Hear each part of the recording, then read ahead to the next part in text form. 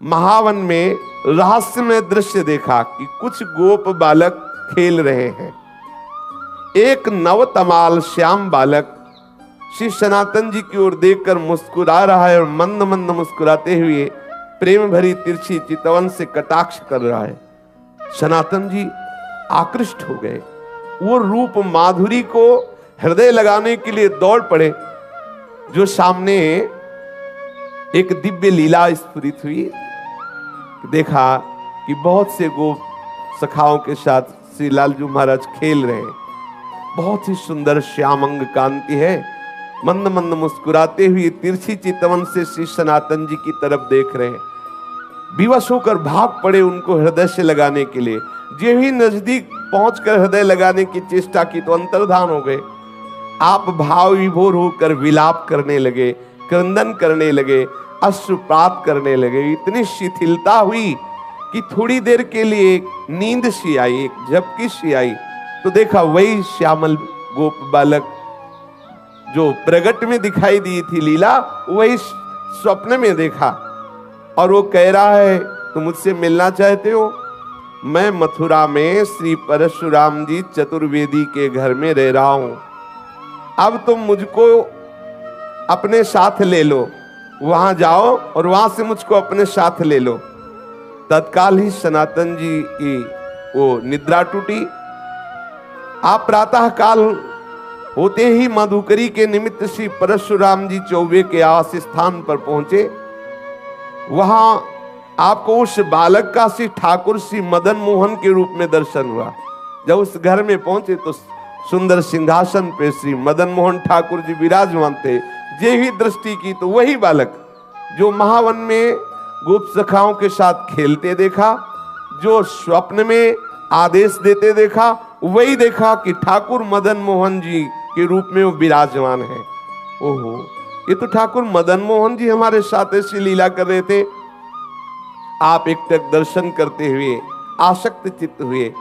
आप वैसे तो एक दिन मधुकरी लाते और ठाकुर जी को अर्पित करके कई दिन तक प्रसाद रूप से उसको पाते, फिर कई दिन बाद मधुकरी को दाते।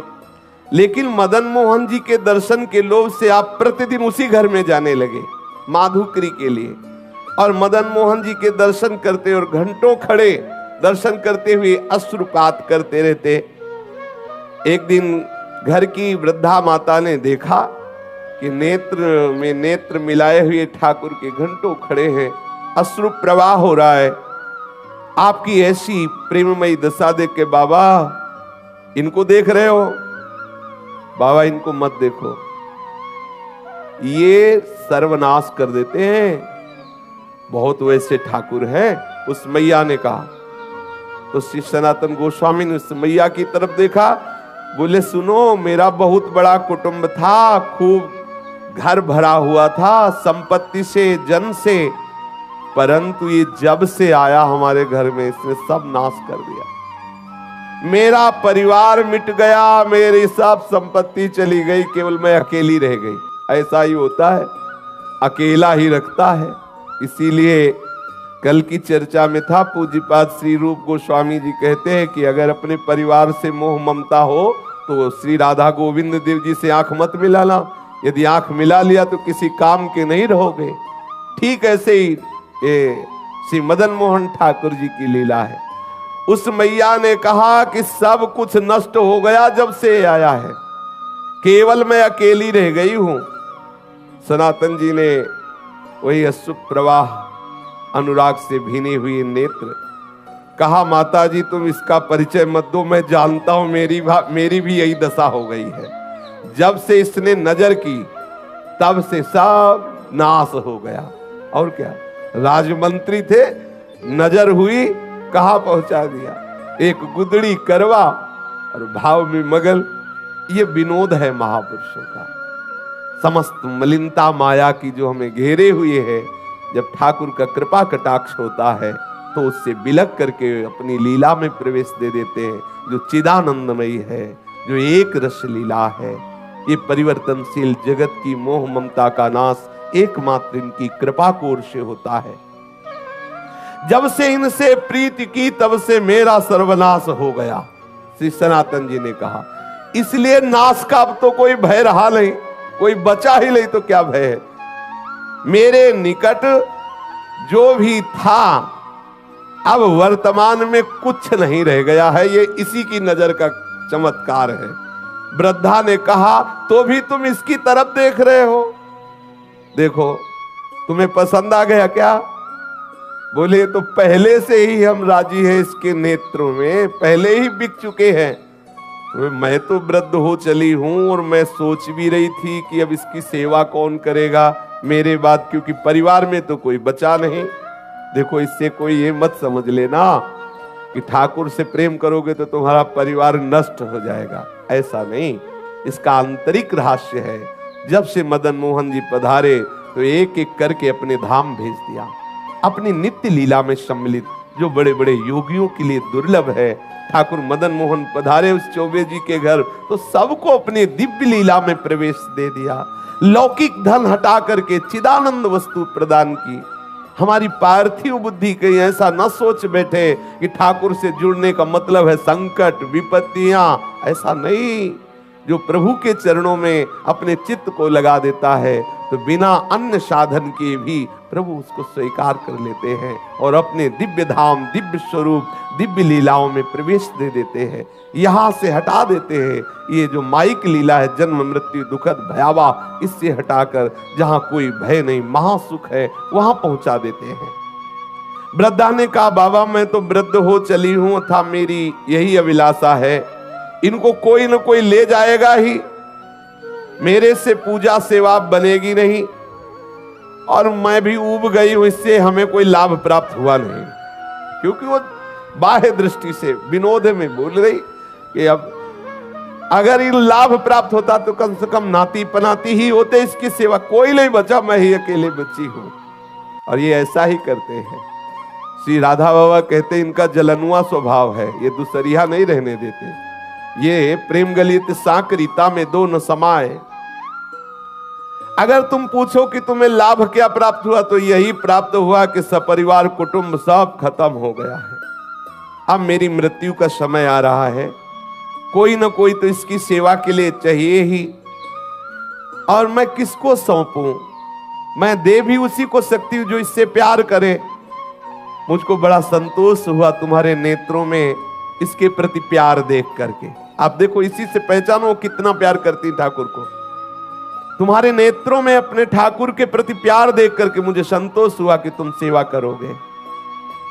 देखो अपने नेत्रों से मैं इन्हें ओझल नहीं होने देना चाहती, परंतु बाबा अब मेरा शरीर बूढ़ा हो गया है, अब मेरे से सेवा का एक कार्य हो नहीं सकता और बिना सेवा के ठीक नहीं है, इसलिए इनको तुम ले जाओ। श्री सनातन गोस्वामी जी ने कहा मैया यदि ऐसी बात है तो तुम इन्हें मुझे दे दो, मैं इन्हें अपने संग ले जाऊं। वृद्ध माता ने कहा बाबा इन्होंने जब मेरा ही सर्वनाश कर दिया तो मुझे डर है कि कहीं कुछ और आपके साथ ना हो जाए। बाबा ने कहा कि मैया हानि वाला कुछ रह ही नहीं गया है हमारे पास, जिससे हानि होगी वो कुछ रह ही नहीं गया है, क्योंकि इन्होंने मेरा तो पहले ही सर्वस्व छीन लिया है। अब एक शरीर में लंगोटी है, ये गुदड़ी है, ये करवा है, जब चाहे तब छीन ले, इसका मुझे कोई भय नहीं है। बाबा श्री सनातन गोस्वामी जी श्री ठाकुर मदन मोहन जी को अनन्य भाव से, वो तो अंदर का जो प्रेम है उसी को देख करके तो ठाकुर ने आकर्षण किया है। वृद्धा माता जी अश्रु प्रवाहित होकर के ठाकुर जी को हृदय से बार बार लगा करके श्री सनातन गोस्वामी जी को दी। सनातन गोस्वामी अत्यंत प्रसन्न होकर मानो महानिधि है भी महानिधि, अब जिनको ऐसे ठाकुर लाड़िले प्राप्त हुए हो सोचो उनको कितना सुख। सनातन जी बहुत प्रसन्न मुद्रा में ठाकुर जी को हृदय से लगाकर श्रीधाम वृंदावन में ले आए और आदित्य टीला में श्री ठाकुर जी महाराज को विराजमान, ये जो लाल पत्थर का मंदिर है टीले पे, इसे आदित्य टीला कहते हैं। उनकी पर्ण कुटी वहीं थी, वहीं ठाकुर जी को विराजमान किया। सनातन जी की दिनचर्या में उदर पोषण के लिए माधुकरी वृत्ति ही थी। एक दिन ले आते, कई दिन प्रयोग करते, परंतु अब कुटिया में ठाकुर जी पधारे। अब श्री सनातन जी श्री ठाकुर जी के भोग के लिए आटा मांग के लाते और उपला बीन लेते और उसी आटे का गोला बनाकर उपला में पका लेते और ठाकुर जी को अर्पित करते और वही प्रसाद पाते। वैसे तो कई कई दिन तक मां धुकरी का भोग लगा के पाते, लेकिन जब से ठाकुर मदन मोहन आए तो रोज आटा लाते और उसी का बाटी बनाकर ठाकुर को अर्पित करते। ठाकुर जी को जब भोग अर्पित करते तो ठाकुर जी मुंह बनाते, क्योंकि चौबे जी के यहाँ मलाई रबड़ी पाले वाले प्रसिद्ध है, मथुरा के चौबे, वहां तो खूब सुंदर राजभोग चलता रहता है। आज भी है, शाम के भांग छानेंगे फिर उनका प्रसाद देखो शाम वाला। हाँ, उनके लीवर की अलग से रचना है, वो मतलब सबके पचले की बात ले, वो अलग होता है, भगवान बना के भेजते हैं वैसा। हमने तो सुना है, देखा तो है नहीं कि 2-2.5 किलो रबड़ी कोई ज्यादा नहीं है, ऐसा सुना है कि ऐसे हाँ ऐसा सुना है कि वो जब भांग छली होती ना 2-2.5 किलो ऐसा हमने सुना। तो ठाकुर जी रबड़ी छालने वाले अभी यहाँ सूखी बाटी, उसमें नमक भी नहीं, अब कुछ कह नहीं सकते लेकिन मुंह बुलाते ठाकुर जी, जो ही ऐसे बाटी रखते ठाकुर। एक दिन हिम्मत करके ठाकुर जी, देख लो ये प्रेम का बल, जैसे कोई बच्चा डरता है ना बड़ों से, ऐसे ठाकुर जी डरते थे श्री सनातन गोस्वामी से। थोड़ा डरते हुए कहा, बाबा ये सूखी बाटी गले से उतरती नहीं है, आप ये जली जली बाटी हमको भोग लगाते हो, हमारा उधर भी काम नहीं कर रहा हो, गले से सरकती नहीं है। अरे इतना नमक तो डाल दिया कर, इतना नमक डाल दिया कर। श्री मदन मोहन जी के मुख से सुनकर के सनातन जी मुस्कुराए और बोले, देखो हमें महाप्रभु ने आदेश किया है कि वृंदावन वैराग्य से रहना। अब मैं समझ गया कि आप मुझे फिर फंसाना चाहते हो, चटोरा स्वभाव है आपका, वैसे ही बाल्यपन से चटोरा स्वभाव।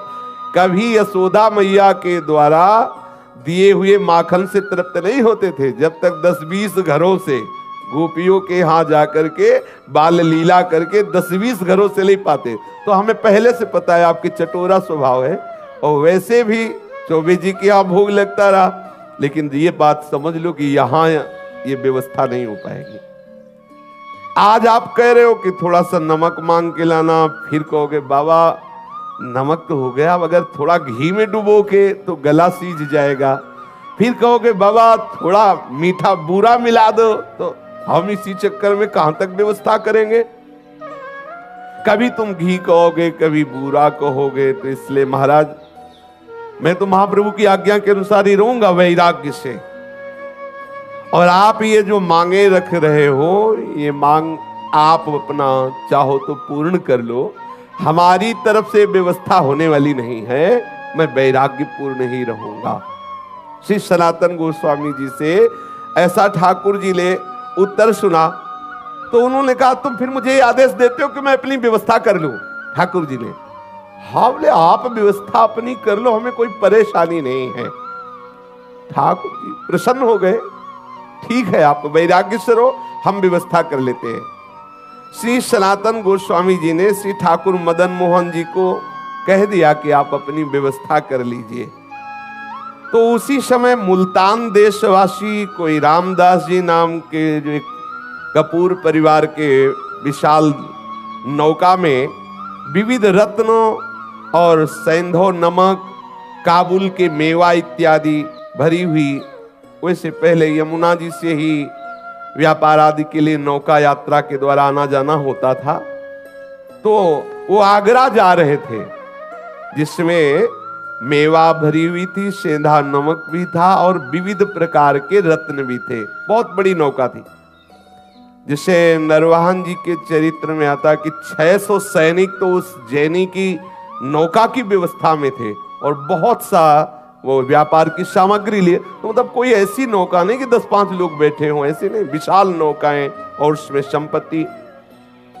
जब ठाकुर जी से कहा आप अपनी व्यवस्था कर लो, तो ये नीचे ही यमुना जी बहती थी जहां से आज परिक्रमा मार्ग है, क्योंकि यमुना जी के समीप ही आदित्य टीला, वो आज भी जो लाल पत्थर का मंदिर, तो जो परिक्रमा मार्ग है यमुना प्रवाह उस समय, क्योंकि ऐसा प्रसंग आता है कि वहां से घड़ा लेकर के सीधे यमुना जी में कूदा चोर, ऐसी कथा आती है।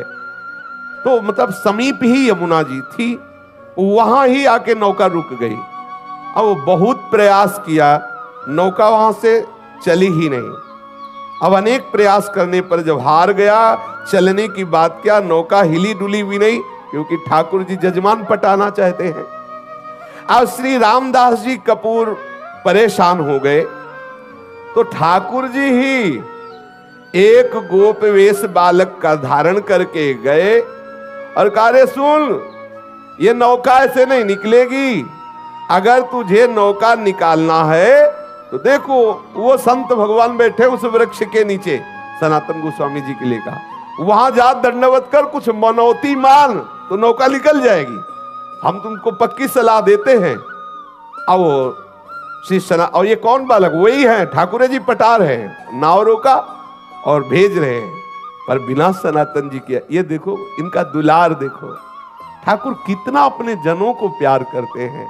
वैसे ये सबके साहब हैं, लेकिन जो इनकी दास्ता स्वीकार कर लेता है वो ठाकुर अपना साहब उसे बना लेता है। कैसा करुणामय है। नरसिंह मेहता जी के लिए देखो अपने को सेवक कहा, जब कभी आदेश हो स्वामी निसंकोच होकर आदेश करना, ये सेवक सदैव आपकी सेवा में तत्पर है। श्री द्वारिकाधीश जी ने ऐसा नरसिंह जी के लिए कहा। सबका साहब अपने सेवकों का सेवक बन जाता है, अपने सेवकों को साहब बना लेता है। जाकर के सनातन जी की शरण में उनसे अनुनय विनय करो, तुम्हारी नाव निकल जाएगी। रामदास कपूर तत्काल जिधर उस गोप बालक ने संकेत किया था वहां गए। श्री सनातन गोस्वामी जी बैठे हुए श्री प्रिया प्रीतम के चिंतन में डूबे हुए थे। उसने आकर साष्टांग प्रणाम किया, वस्त्रपात करते हुए कहने लगा, मेरी रक्षा करो, मैं एक व्यापारी हूं, मेरी नाव फंस गई, मैंने हर उपाय करके देखा, ब्रजवासियों को बुलाकर निकालने की चेष्टा की, नहीं निकली, आप कृपा कर दो, मैं आपके पास आया हूं किसी ब्रजवासी के कहने पर। ध्यान किया सनातन गोस्वामी जी ने कि कौन ब्रजवासी ने भेजा, पता चला ठाकुर मदन मोहन ने। बोले समझ गए, अच्छा जजमान पटा लिया है। श्री रामदास जी ने जब सनातन जी से ऐसा कहा तो सनातन गोस्वामी जी ने कहा कि भैया वो बैठे पर्णकुटी में, वो जो बैठे ना, आप जाओ उनके सामने कुछ मनौती मानो, जाके उनके सामने मनौती मानोगे तो नाव निकल जाएगी, क्योंकि जान गए कि ठाकुर जी ने ऐसी लीला की। सनातन गोस्वामी ने कहा नाव तभी निकल सकती है जो पर्णकुटी में विराजमान ठाकुर जी है उनके सामने कुछ निवेदन करो जाके। श्री रामदास जी ठाकुर जी मदन मोहन के सामने गए, देखते ही आसक्त हो गए। इतना सुंदर रूप ठाकुर श्री मदन मोहन जी का, और जैसे कोई संकल्प करवा रहा हो, वो कोई चेष्टा नहीं करे, अंदर से आया नौका निकल जाए तो जितने रत्न जितनी मेवा ये सब बिकने के बाद इससे मंदिर बनवा देंगे और आपके भोग राग की व्यवस्था कर देंगे। बस आए, सहज में नाव निकल गई, कोई धक्का भी ज्यादा नहीं लगाना पड़ा, क्योंकि रोका जिसलिए था इसीलिए रोका था। अब श्री रामदास कपूर जी सब सामान की बिक्री करके रत्न आदि को लेकर के आए और मदन मोहन जी का लाल पत्थर का जो मंदिर है उन्होंने निर्माण कराया और समुचित श्री मदन मोहन जी के राग भोग की व्यवस्था की। स्वयं ठाकुर जी ने अपने मंदिर को बनवा लिया और अपनी भोग व्यवस्था कर ली। सनातन जी सदैव अपने स्वरूप चिंतन में मगन रहते हैं, निरंतर श्री प्रिया प्रीतम के चिंतन में मगन रहते। एक श्री कृष्णदास जी ब्रह्मचारी नाम के इनके शरणागत हुए, जिनको उन्होंने मदन मोहन जी की सेवा पूजा कार्य में रखा, और आप तो सदैव लीला चिंतन में डूबे रहते। आज श्री मदन मोहन ठाकुर जी करौली राजस्थान में विराजमान है। श्री सनातन गोस्वामी जी का नित्य प्रति का नियम था वृंदावन से पैदल जाना, श्री गोवर्धन जी की परिक्रमा करके पैदल आना। कितना कठिन। अपने गिरिराज जी की परिक्रमा होने के बाद तो 10 कदम भी पैदल चलने की सामर्थ्य नहीं रह जाती। देखो कैसे महापुरुष यहां से पैदल जाते, गिरिराज जी की परिक्रमा दे करके पैदल आते।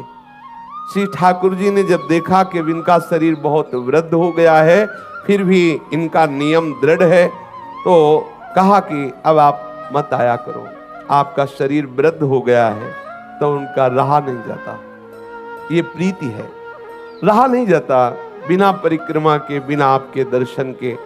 तो श्री ठाकुर जी महाराज स्वयं प्रकट होकर के एक शिला प्रदान की, जिस शिला पर श्री ठाकुर जी का चरण चिन्ह अंकित है, और कहा बाबा तुम इस शिला की परिक्रमा कर लिया करो, इसकी परिक्रमा से तुम्हें संपूर्ण गिरिराज गोवर्धन की परिक्रमा का नियम पूर्ण हो जाएगा, वैसे ही आपको आनंद प्राप्त होगा।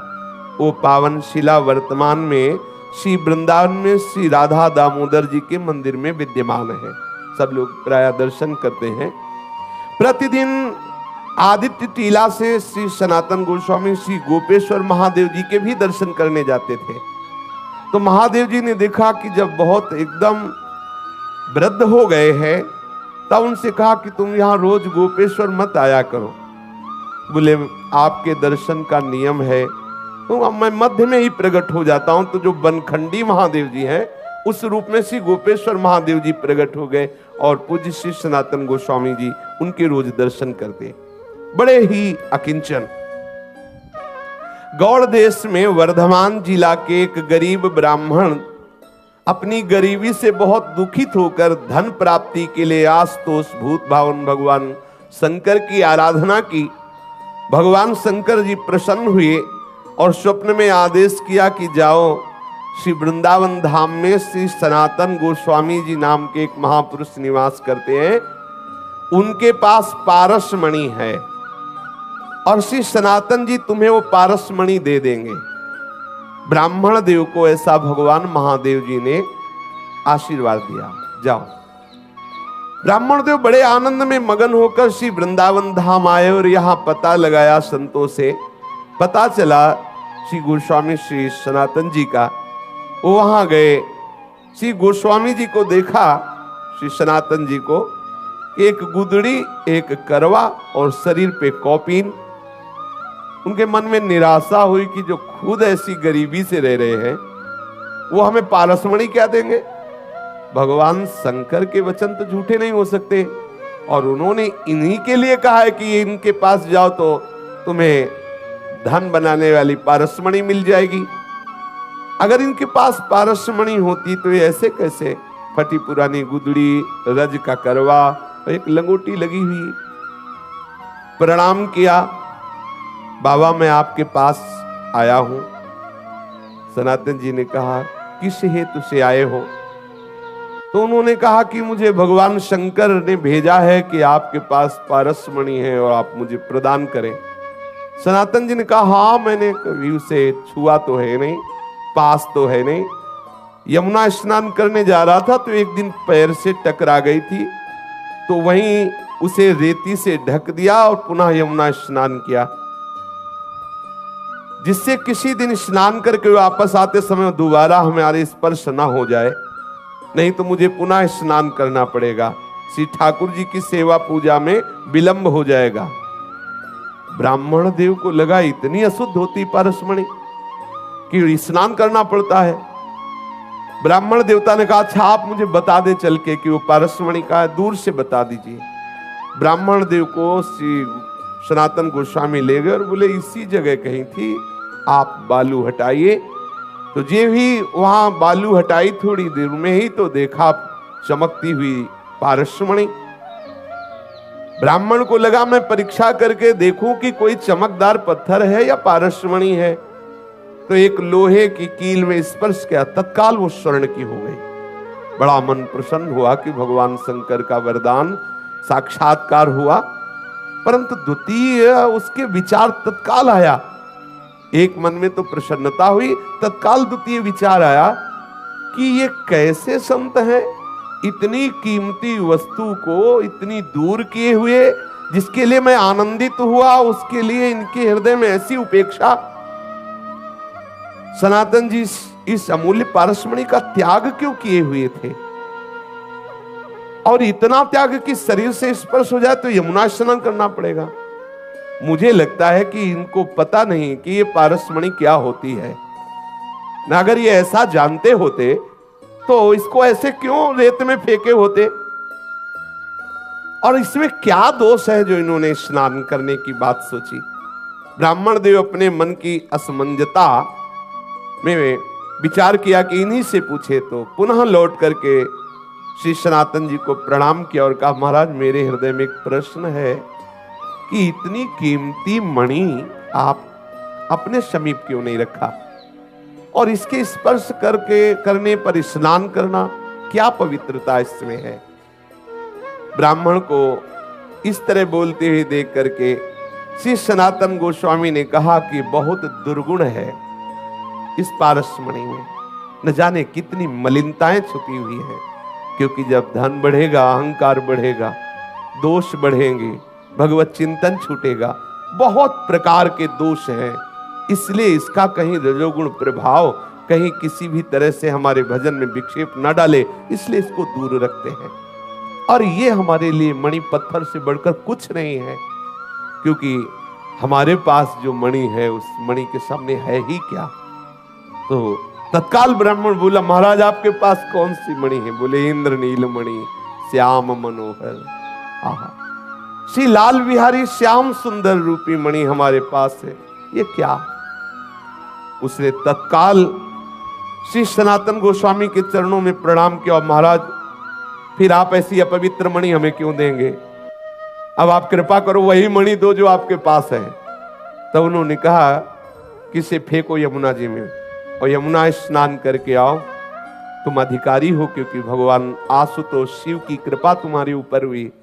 तुम्हें पारसमणि लेने के लिए नहीं भेजा, वो हमारे पास भेजा इसी इंद्रनील मणि श्याम मनोहर के लिए ही है। पर तुम्हें विश्वास हो जाए और तुम्हारी समझ में आ जाए कि पारसमणि को भी त्यागने की सामर्थ्य श्री श्याम सुंदर के चरण अनुरागियों में होती, इसलिए लीला कराई। जाओ स्नान करके आओ, इसे यमुना में फेंक दो। पारसमणि को फेंक दिया, स्नान करके आए। श्री पूज्य सनातन गोस्वामी जी ने उन्हें दीक्षा दी, उन्हें भगवत संबंध से युक्त किया, और निरंतर वो वृंदावन धाम वास करके भगवत चिंतन करते हुए वो भगवत धाम को प्राप्त हुआ। विक्रम संवत 1615 सप्त गोस्वामी ग्रंथ के आधार पर विक्रम संवत 1611 आषाढ़ पूर्णिमा के दिन प्रातः काल श्री सनातन गोस्वामी पाद जी ने नित्य निकुंज लीला में